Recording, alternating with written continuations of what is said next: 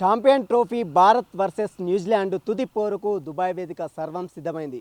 ఇప్పటివరకు ఒక్క మ్యాచ్ కూడా ఓడిపోకుండా అన్ని మ్యాచ్లు విజయం సాధించినటువంటి భారత్ ఎలాగైనా ఈసారి ఛాంపియన్ ట్రోఫీని దక్కించుకోవాలని చూస్తుంది. మరోవైపు ఇప్పటికే భారత్తో ఓటమి చెందినటువంటి న్యూజిలాండ్ ఈసారి ఎలాగైనా ఛాంపియన్ ట్రోఫీ దక్కించుకోవాలని చూస్తుంది. ఎందుకంటే ఇప్పటివరకు న్యూజిలాండ్ టీం ఒక్కసారి కూడా ఛాంపియన్ ట్రోఫీ దక్కించుకోలేదు. అసలు దుబాయ్లో జరిగినటువంటి మ్యాచ్ అసలు ఎవరు గెలుస్తారు, ఎవరి ఓటమి చెందుతారనే దాని విషయంతో మనతో మాట్లాడడానికి సీనియర్ ఐపీఎస్ అధికారి, తెలంగాణ రాష్ట్ర ప్రభుత్వంలో అనేక విభాగాల్లో పనిచేస్తున్నటువంటి క్రికెట్ అభిమాని ఏకే ఖాన్ గారు ఉన్నారు. వారిని అడిగి మరిన్ని విషయాలు తెలుసుకున్నాం. సార్, ఇప్పటివరకు భారత్ టీం అన్ని మ్యాచ్లు గెలిచింది. మీరు లాస్ట్ టైం చెప్పినట్టు పాకిస్తాన్తో జరిగిన మ్యాచ్ కూడా భారత్ గెలుస్తుందని మీరు కరకండిగా చెప్పారు. అన్నీ కరెక్ట్ అయ్యాయి, ఫార్మాట్స్ అన్నీ కరెక్ట్ అయ్యాయి. ఈసారి జరిగేటువంటి న్యూజిలాండ్తో జరిగేటువంటి మ్యాచ్లో ఎవరు సాధిస్తారు, ఎవరి మైనస్లు ఏమున్నాయి? ఇప్పుడు అడ్వాంటేజెస్ డిసడ్వాంటేజెస్ చూసుకుంటే అంటే మన టీంకు అన్ని మ్యాచ్లు గెలిచాం కాబట్టి ఇది కూడా గెలుస్తామన్న గ్యారంటీ లేదు. You can't tell that. ఎందుకంటే మీరు 23లోకి వెళ్ళి చూడండి, వరల్డ్ కప్ మ్యాచెస్లో అన్నీ గెలిచాము, ఫైనల్స్ ఒకటే ఓడిపోయాం. ఫైనల్స్ ఆస్ట్రేలియాతో జరిగింది, ఆస్ట్రేలియా జరిగిన ఫైనల్స్లో ఓడిపోవడం జరిగింది. రెండవది, న్యూజిలాండ్ జట్టు పైన ఇండియా రికార్డ్ బాగుంది ఓడిఐస్లో. కాకపోతే ఐసీసీ టోర్నమెంట్స్లో న్యూజిలాండ్ చాలా బాగా ఆడుతుంది. ఇంతకుముందు కూడా టెస్ట్ మ్యాచ్ వరల్డ్ సిరీస్ జరిగినప్పుడు కానీ లేకపోతే ఇక ఇతర మ్యాచెస్లో కానీ ఐసీసీ మ్యాచెస్లో ఇండియా పైన రికార్డ్ బాగుంది న్యూజిలాండ్ చాలా బాగా ఆడుతుంది దాంట్లో. ఇక ఇంకొకటి ముందు డిసడ్వాంటేజెస్ చెప్తున్నాను. మూడవది, న్యూజిలాండ్ జట్టు ఫీల్డింగ్ సూపర్గా ఉంటుంది. కనీసం ఇండియాకు న్యూజిలాండ్ తేడా చూసుకుంటే ఓ 20-30 రన్స్ మీకు ఫీల్డింగ్లోనే డిఫరెన్స్ అనేది వస్తుంది. క్యాచింగ్ చాలా బాగుంటుంది, గ్రౌండ్ ఫీల్డింగ్ కూడా చాలా బ్రహ్మాండంగా ఉంటుంది వాళ్ళది. ఫోర్స్ను 2లో కన్వర్ట్ చేయడం, 2ను 1లో కన్వర్ట్ చేయడం ప్రత్యర్థి కోసం, అది వాళ్ళు చాలా బాగా చేస్తారు దాంట్లో. ఇక బౌలింగ్ బ్యాటింగ్ విషయాలకు వస్తే ఇక బ్యాటింగ్లో వాళ్ళ బ్యాటింగ్ డెప్త్ బాగానే ఉంది, కానీ మన బ్యాటింగ్ బాగుంది ఇప్పుడు. దాంతోపాటు రెండవది బౌలింగ్ ఉంది. బౌలింగ్లో అడ్వాంటేజ్ ఏంటంటే మనకు 4 స్పిన్నర్స్ మంచి ఫామ్లో ఉన్న స్పిన్నర్స్ ఉన్నారు. దాంట్లో 2 ఆల్రౌండర్స్ అయ్యారు మళ్ళీ మనకు, అక్షర్ పటేల్ కావచ్చు, జడేజా కావచ్చు. కాబట్టి బ్యాటింగ్ డెప్త్ మనకు నెంబర్ 8 వరకు బ్యాటింగ్ చాలా బాగుంది ఇప్పుడు. అందరూ కూడా ఏదో ఒక సందర్భంలో స్కోర్ చేయడం జరిగింది. రోహిత్ ఒకటే కొంచెం ఫాస్ట్గా T20 టైప్లో బ్యాటింగ్ వెళ్ళి తొందరగా అవుట్ కావడం జరుగుతుంది. నేను అనుకోవడం రోహిత్ రేపు కొంచెం నిలకడగా ఆడి కనీసం 15-20 ఓవర్ల వరకు రోహిత్ నిలబడగలిగితే ఇండియాకు చాలా పెద్ద అడ్వాంటేజ్ అవుతుంది. ఇండియా బ్యాటింగ్తో చూసుకున్నట్లయితే న్యూజిలాండ్ బ్యాటింగ్ కూడా చాలా ఫామ్లో ఉంది. మనం లాస్ట్ మ్యాచ్ చూసాము, విలియమ్సన్ సెంచరీ చేశాడు, రచిన్ రవీంద్ర సెంచరీ చేశాడు. ఈరోజు జరిగేటువంటి మ్యాచ్లో ఖచ్చితంగా వారి పాత్ర ఏ విధంగా ఉండదు?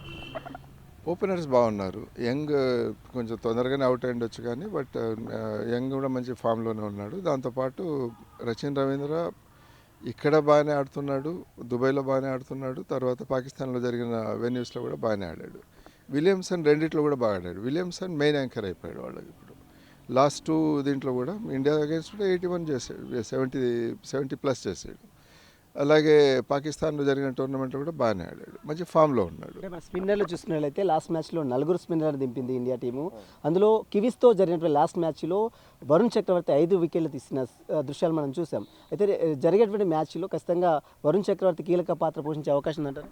తప్పకుండా వరుణ్ ఆడిస్తారు. Varun will play an important part. ఎందుకంటే మిస్టరీ స్పిన్నర్గా మారాడు. మీకు 1970sలో మేమంతా ఇంకా యంగ్స్టర్స్గా ఉన్నప్పుడు బిఎస్ చంద్రశేఖర్ ఉండేవాడు. చంద్రశేఖర్ ఎలాగైతే ఒక మిస్టరీ స్పిన్నర్గా ఉండేవాడు, అలాగే ఈరోజు వరుణ్ చక్రవర్తి ఆ రోల్లో ఉన్నాడు. అదే స్టేట్ కోసం ఆడుతున్నాడు. బౌలింగ్ కూడా చాలా బ్రహ్మాండంగా చేస్తున్నాడు. ఒక వరుణే కాదు, జడేజా కూడా చాలా బాగా చేశాడు లాస్ట్ టైం. కుల్దీప్ కొంచెం వెరైటీ స్పిన్నర్.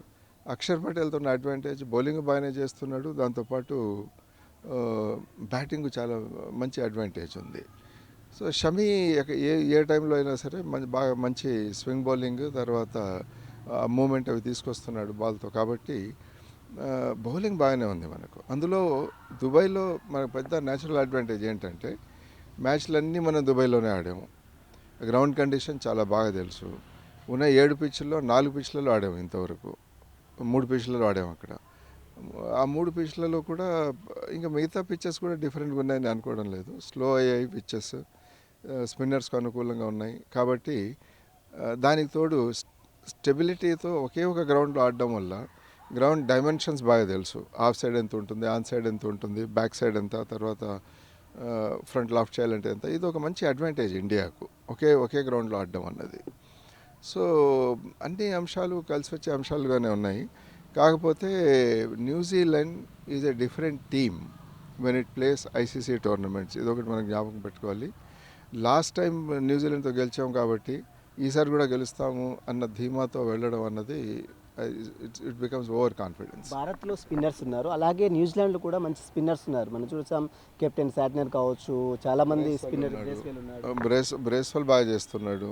తర్వాత Santner is a very tricky spinner. దాంతోపాటు రచిన్ రవీంద్ర కూడా బాగా స్పిన్ చేస్తున్నాడు. దానికంటే కూడా బిగినింగ్లో వాళ్ళకున్న పెద్ద advantage over India is Matt Henry, రెండవది జామిసన్ క్లోజ్ టు 7 feet ఆ హైట్ నుంచి బౌల్ చేస్తుంటే బాల్ బాగా బౌన్స్ అవుతుంది. అది అతను ఎక్కువ డెక్ హిట్ చేయాల్సిన అవసరమే లేదు. న్యాచురల్ బాల్ రిలీజ్ చేసినప్పుడు కూడా బాల్ స్వింగ్ అవుతుంది, దాంతోపాటు హైట్ బౌన్స్ కూడా బాగా అవుతుంది. హెన్రీ ఇండియాకి అగేన్స్ట్గా చాలా బాగా తీసుకున్నాడు వికెట్స్. సో ఇవన్నీ ఉన్నాయి కాబట్టి ఆ ఓవరాల్ బ్యాలెన్స్డ్ సైడ్. నేను లాస్ట్ టైం లాగా ఇండియా పాకిస్తాన్ మ్యాచ్లో ఐ టోల్డ్ యూ దట్ ఇండియాకు 85%, పాకిస్తాన్ 15% అనుకున్నాము. ఈసారి అంత అడ్వాంటేజ్ ఎక్కువ ఉండబోదు. 50% ఉంటుంది. లేదు, నేను I will give it 55 to India, 45 to New Zealand. 55% India advantage అని అనుకుంటున్నాను. ఎందుకంటే మంచి స్పిన్నర్స్ ఉన్నారు, స్లో పిచ్, తర్వాత గ్రౌండ్ కండిషన్స్ ఇండియాకు అడ్వాంటేజ్గా ఉన్నాయి. బాగా అలవాటు పడ్డారు. ఈ 15 రోజుల నుంచి అక్కడే ఆడుతున్నారు. ప్రాక్టీస్ అక్కడ చేయకపోయినా మ్యాచెస్ ఆడారు. They played 4 matches there. So కాబట్టి ఇండియాకు అనుకూలించే అంశాలు ఇవన్నీ. ఇండియాకు మిడిల్ ఆర్డర్స్ చాలా పటిష్టంగా ఉంది. అదే తరహాలో న్యూజిలాండ్ మిడిల్ ఆర్డర్స్ కూడా చాలా బాగా రాణించారు. లాస్ట్ మ్యాచ్, చివరి మ్యాచ్ చూసుకున్నట్లయితే ఎట్లా ఉండబోతుంది middle order? Opener to opener దాదాపు బ్యాలెన్స్గానే ఉన్నారు వాళ్ళకు మనకు. మిడిల్ ఆర్డర్ కూడా మంచి డిటర్మిన్డ్ ప్లేయర్స్ ఉన్నారు వాళ్ళకు. లాథమ్ బాగానే ఆడాడు, తర్వాత మిషెల్ ఆడాడు బాగా. ఇటువంటి మంచి ప్లేయర్స్ ఉన్నారు వాళ్ళకు కూడా. మిడిల్ ఆర్డర్ కూడా బ్యాలెన్స్డ్. మనకు కలిసి వచ్చే అంశాలు మన స్పిన్నర్స్, రెండవది ground conditions. India has known them better than New Zealand కంటే మనకు గ్రౌండ్ కండిషన్స్ అనుకూలించే అంశాలు. అంటే ఫైనల్ మ్యాచ్లో టాస్ కీలకంగా మారే అవకాశం ఉంది. ఎందుకంటే మనం లాస్ట్ టైం పాకిస్తాన్తో జరిగిన మ్యాచ్లో కూడా టాస్ లాస్ అయ్యాం మనం. ఈ మ్యాచ్లో టాస్ కీలకంగా మారే అవకాశం ఉందంటారా? కొంతవరకు కీలకమే. ఎందుకంటే మ్యాచ్ ప్రోగ్రెస్ అయ్యే కొద్దీ వికెట్ స్లో అవుతుంది కాబట్టి యూజువల్గా టీమ్స్ ముందు బ్యాటింగ్ ఎంచుకుంటున్నాయి. బ్యాటింగ్ ఎంచుకున్న తర్వాత బౌలింగ్లో ఎలా వాళ్ళని కట్టడి చేయాలన్న దాని వ్యూహంతో వెళ్తున్నాయి. అలా వెళ్తున్నారు కాబట్టి ఇట్స్ రేపు కూడా పెద్ద పరిస్థితి మారుతుంది అనుకోవడం లేదు. ఒక్కొక్కసారి మనం ఇండెసిసివ్గా ఉన్నప్పుడు సరే వాళ్ళు ఎంత చేస్తారో చూసి మనం దాన్ని మ్యాచ్ చేద్దాం అనుకునే పరిస్థితుల్లో మ్యాచ్ గెలిచినా ఓడినా పెద్ద వ్యత్యాసం అనేది ఉండదు. ఒక్కొక్కసారి డిఫికల్ట్ డెసిషన్ కండిషన్స్లో, అంటే బ్యాటింగ్ ముందు ఎంచుకోవాలా లేకపోతే ఫీల్డింగ్ ఎంచుకోవాలా అటువంటి పరిస్థితుల్లో అంటే ఇండియా టాస్ గెలిస్తే ఏది ఎంచుకుంటే ఫైనల్ గెలిచే అవకాశం ఉంది? నేను అనుకోవడం బ్యాటింగ్ ఎంచుకుంటారు అనుకుంటున్నాను. ఎందుకంటే బ్యాటింగ్ కొంచెం అడ్వాంటేజెస్ బిగినింగ్లో బ్యాటింగ్ చేయడం అన్నది. లాస్ట్ టైం మన ముగ్గురు టాప్ బ్యాట్స్మెన్ 30 రన్లకే అవుట్ అయిపోయారు న్యూజిలాండ్తో ఆడినప్పుడు. రేపు పరిస్థితి డిఫరెంట్గా ఉండబోతుంది. అసలు మన కోహ్లీ అవుట్ కావాల్సిన బాలే కాదు అది, మంచి కట్ అది. కాకపోతే అది సూపర్ ఫీల్డింగ్. ఫిలిప్స్ క్యాచ్ తీసుకున్నాడు గల్లీలో. అది దాన్ని మనం ఏం చేయలేము అటువంటి మంచి ఫీల్డింగ్ చేసినప్పుడు. కాకపోతే రోహిత్ కొంచెం నిలకడగా ఆడాలి. కొంచెం ఇన్కమింగ్ బాల్ గిల్ సరిగా ఆడుకోగలగాలి. మన ముందు ఫస్ట్ 6-7 overs వాళ్ళ ఫాస్ట్ బౌలర్స్ను ఆడుకోగలిగితే జెమిసన్ను, హెన్రీను, దాని తర్వాత definitely it will be an advantage India. So ఈ 6-7 overs బిగినింగ్లో ఇండియాకు చాలా కీలకం కాబోతున్నాయి. అంటే సౌత్ ఆఫ్రికాతో జరిగినటువంటి మ్యాచ్లో 360 above రన్స్ చేశారు న్యూజిలాండ్ టీం. అంటే ఒకవేళ మన ఇండియాతో ఫస్ట్ బ్యాటింగ్ అయితే ఎంతలోపు మనల్ని కట్టడేస్తే బాగుంటుందంట?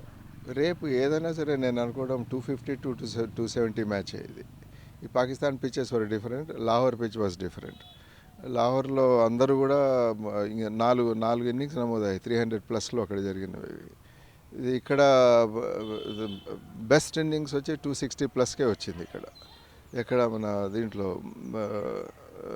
దుబాయ్లో.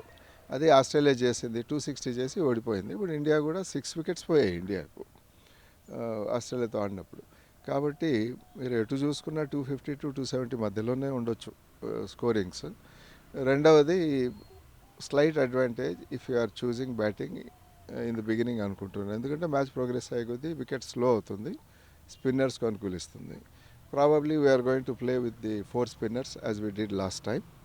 And our main test is going to be the first 7-8 overs అనుకోండి. ఈ జెమిసన్, హెన్రీ ఓవర్స్లో కొంచెం అవుట్ కాకుండా మనం నిలగడగితే వాళ్ళ స్పిన్ మనం ఆడడం కొంచెం ఈజీ. ఎందుకంటే ఓవరాల్ వాళ్ళ 4 స్పిన్నర్స్ మన 4 స్పిన్నర్స్ మనం కంపేర్ చేసి చూసుకుంటే probably our 4 spinners as a group are better than their 4 spinners. Number 1. Number 2, India స్వతహాగా స్పిన్ న్యూజిలాండ్ కూడా బాగానే ఆడుతుంది, అయినా మనం కూడా మన వాళ్ళకంటే కొంత మెరుగ్గా ఆడతాము. మూడవది గ్రౌండ్ కండిషన్స్ మనకు అవగాహన బాగుంది కాబట్టి అదొకటి మనకు బాగా కలిసి వచ్చే అంశం. ఇప్పటివరకు ప్రపంచ ఛాంపియన్ ట్రోఫీ ఇప్పటివరకు న్యూజిలాండ్ టీం గెలవలేదు.